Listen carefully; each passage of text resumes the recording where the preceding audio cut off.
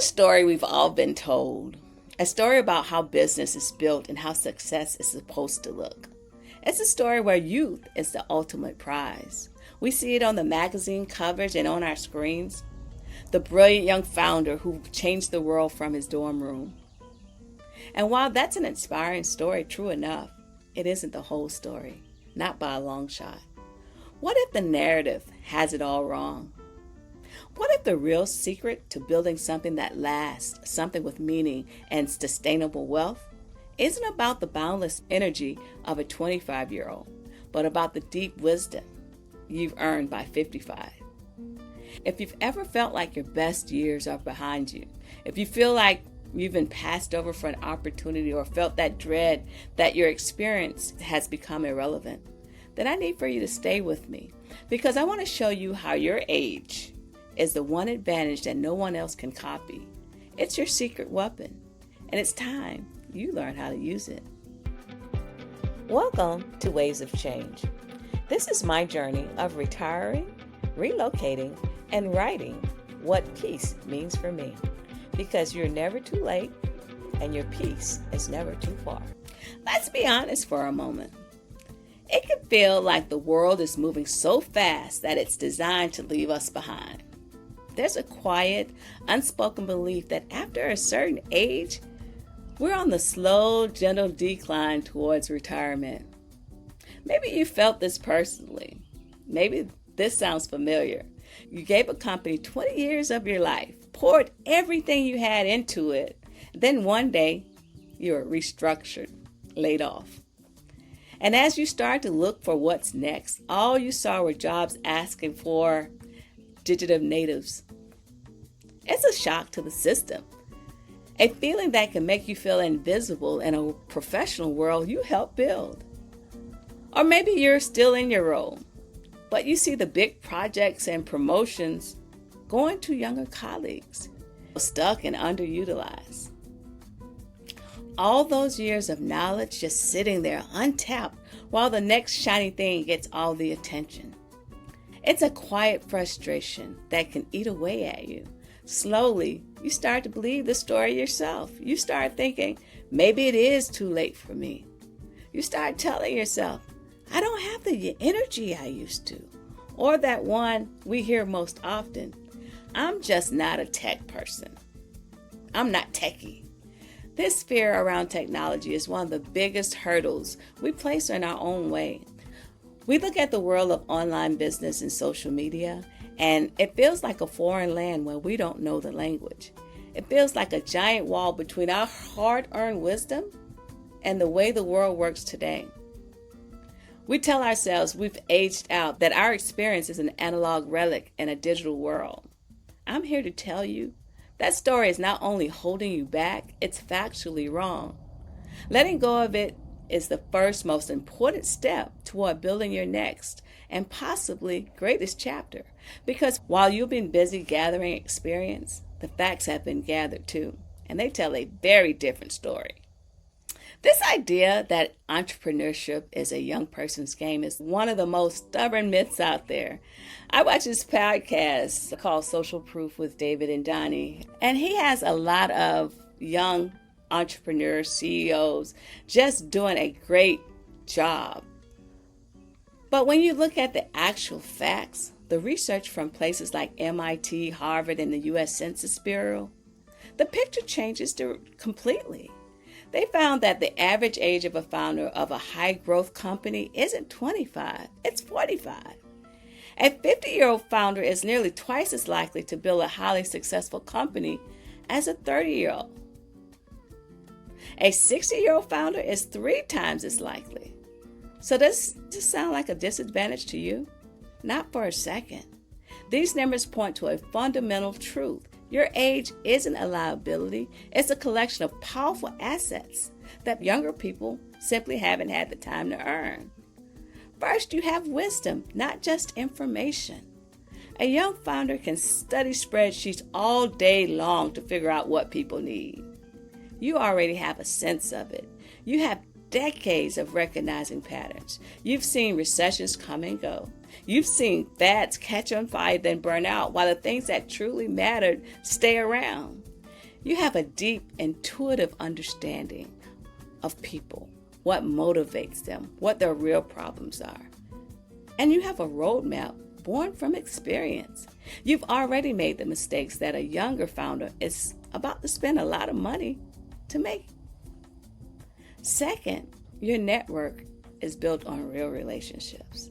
We hear so much about networking, but it's often just about collecting contacts. That's a list, not a network. You have something more powerful, trust. You have spent 20, 30, 40 years building a reputation and forging real connections. When you need advice, a partner, or your very first customer, you don't have to send a cold email into the void. You can make a warm phone call to someone who has known and respected you for years. This is an advantage you simply cannot buy.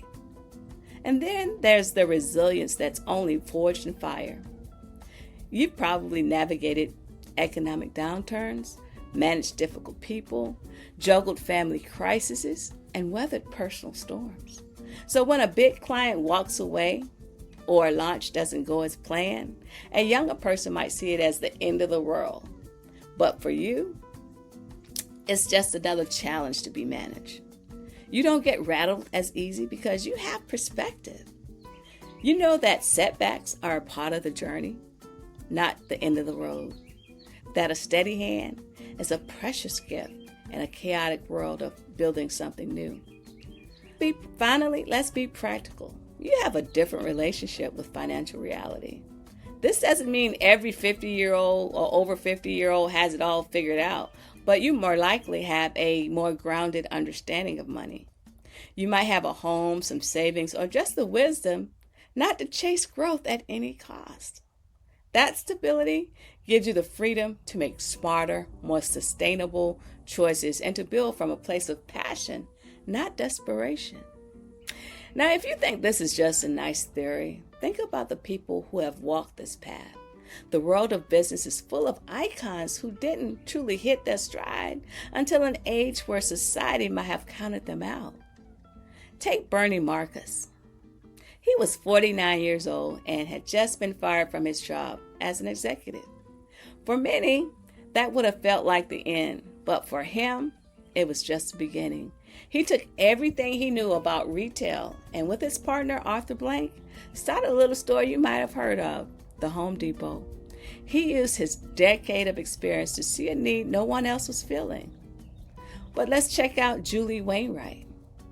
In her early 50s, after a career of incredible highs and lows, including her public failure at pets.com, she started The Real, a luxury consignment business.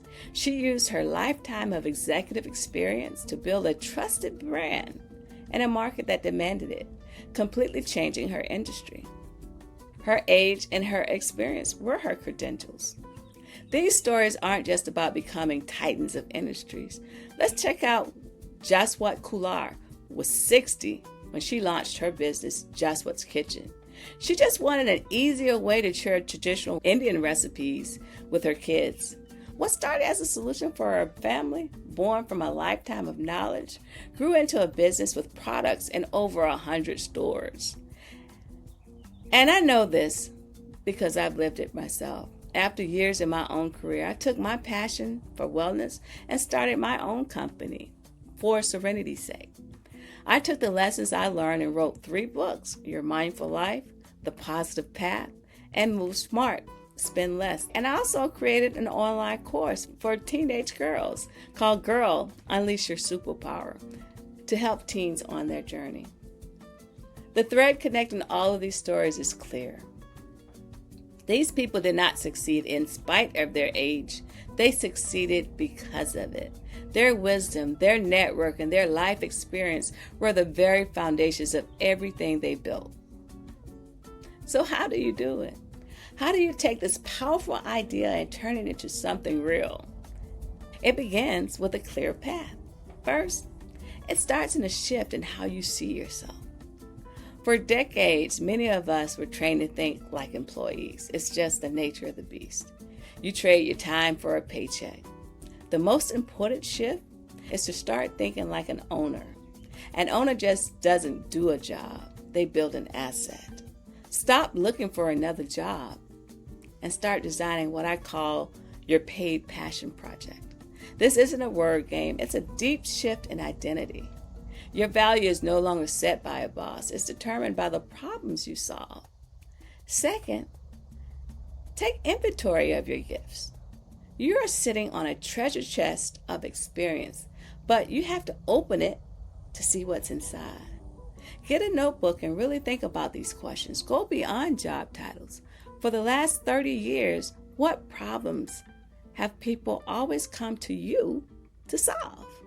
Are you the calm in the storm? The person who can organize chaos? The one who can mentor anyone? What skills have you learned that you now take for granted? Negotiating, managing huge projects, public speaking? Who's in your circle? Think about the real relationships you have with former colleagues, clients, and collaborators. What do you know that a 30-year-old would have to pay a fortune to learn from a consultant? This inventory is your raw material. This is the goal you're going to build with. Third, find the right path for you. Once you know your assets, you can choose a model that feels right. Here are a few proven ways. Become a consultant or a coach. No, the market isn't saturated. Only you can teach the way you can teach. You can take your 30 years of expertise and offer it to companies that desperately need it. Your first clients are probably already in that network we talked about earlier. You can create a digital product. I know some of you are thinking, that technology part. Believe me, you don't need to be a wizard. You just need to take your incredible knowledge and put it into a form that can be shared widely, like an online course, an ebook, or a newsletter. The technology is just a tool, like a hammer. You don't need to know how to forge the hammer. You just need to know how to use it. And then maybe you want to find a niche business. This is for anyone like Jaswat Kular. She sees a specific need. Maybe you're a passionate gardener, tired of flimsy tools. Maybe you're a dog lover like Kathy Vitek, who started the Blissful Dog at 54 because she wanted to create better pet care products. Your deep understanding of a specific world is your greatest competitive advantage. With the stability you've worked to build, you can focus on creating income streams that work for you. Does this feel like the beginning of an answer you've been searching for? Is it starting to click? You're ready to build your own passion-fueled future? I invite you to take the next step. I'm creating a community for people just like us called the WellRooted Collective. And you could be the first to know when it launches by joining the waitlist. You can also explore my other course offerings at forserenitysake.com. I'll have the link down below in the description. And if this message speaks to you, I hope you'll subscribe. We're building a community here, a space where experience is honored and where we build our next chapters together with strength and purpose. Now, starting something new doesn't mean there won't be challenges. But with the experience you have, they become puzzles to solve, not walls you can't get over. Let's talk directly about your fear of technology. That feeling is real, but the fear is often misplaced. You don't need to become a programmer. You just need to be a user of tools. If you can learn to use a smart TV, you can learn to use Canva to make a graphic. It's simply about staying curious and giving yourself the grace to learn, not about becoming an expert overnight. Next, let's talk about the risk. A young founder might feel pressure to bet everything on one big idea. Your approach can and should be different. It's about making smart steps, not taking blind leaps. Your wisdom allows you to start small, to test your idea, and to pivot when needed. You can start a consulting business with a phone and a laptop. You can test a product idea with a small batch. Your experience is what helps you manage these risks. Finally, it's about embracing the spirit of continuous learning. Your deep experience is the foundation. It's solid, but you have to be willing to put a modern roof over that strong house. That doesn't mean you have to go back to school. It means staying curious. Listen to podcasts, read an article. Ask a younger person to show you how to use an app.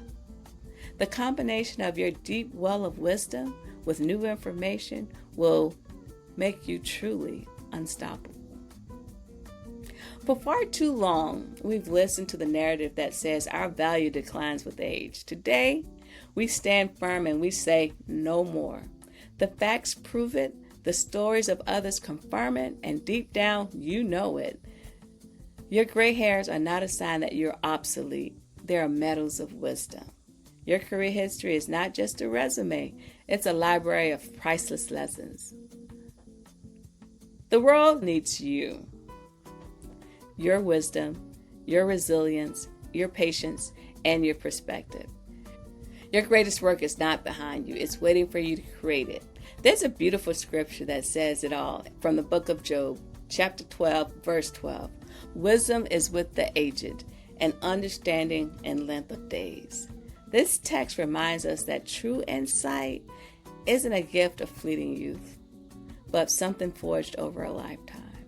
It affirms that your years have given you the qualities, judgment, perspective, and deep understanding that are essential for building something of lasting value. Now go build it. I'm Vanessa, and this is Waves of Change. Thank you so much for joining me today. And remember, it's never too late, and your peace is never too far. Bye.